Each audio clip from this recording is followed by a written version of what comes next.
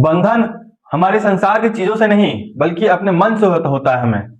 अगर हमें किसी चीज से बंधन करना है, कोई चीज से हमें अपने आप को अट्रैक्ट करना है, तो वो सब हमारे मन का खेला होता है। कोई संसार की चीज इस चीज में इन्वॉल्व नहीं होती है।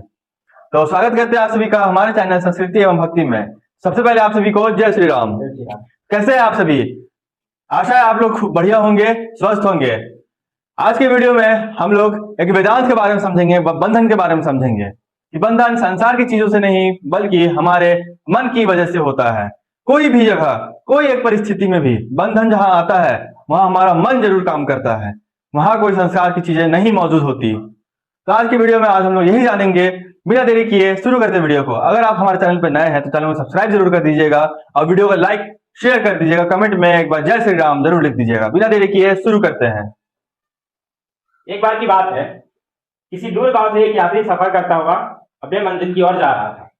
लेकिन वो यात्री कुछ ही देर चलने के बाद एक मुल्ला जी के ढाबे पर रुकता है, लेकिन उसके साथ उसका ऊंट भी था।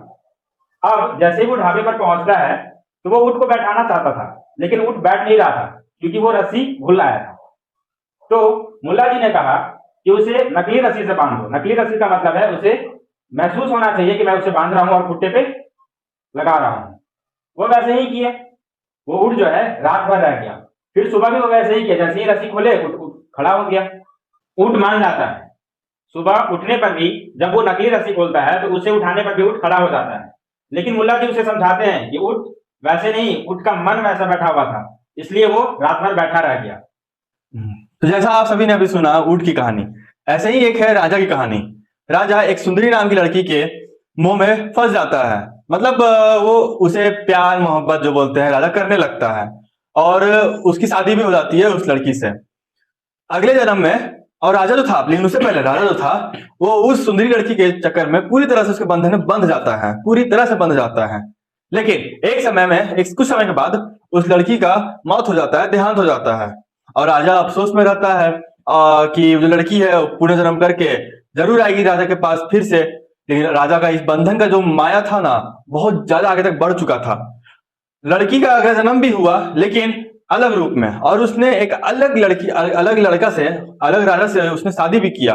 राजा को ये बात पता चला कि ये लड़की जो है, जिसे वो प्यार करता था, जिससे बंधन में बंधा हुआ था, वो पुनर्जन्म लेकर किसी और लड़के से विवाह कर रही है।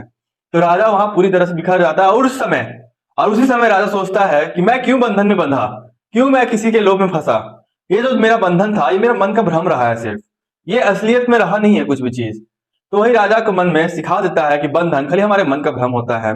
बंधन से बड़े बंधन जो होता है ना, वो इंसान को एक तरह से खुश भी रखता है, तबाही भी कर देता है। तो राजा ने यह सोचा, सबक सीखा अपने इस चीज से। इस कहानी से हमें समझ में आता है कि बंधन जो है वो असली कोई चीज नहीं है, ये बल्कि हमारा मन का भ्रम है।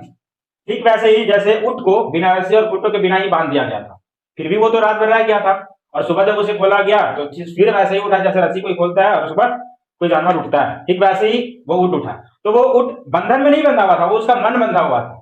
ठीक वैसे ही हम लोग जो है किसी के बंधन में नहीं बंधे हुए होते, हमारा मन बंधा हुआ होता है।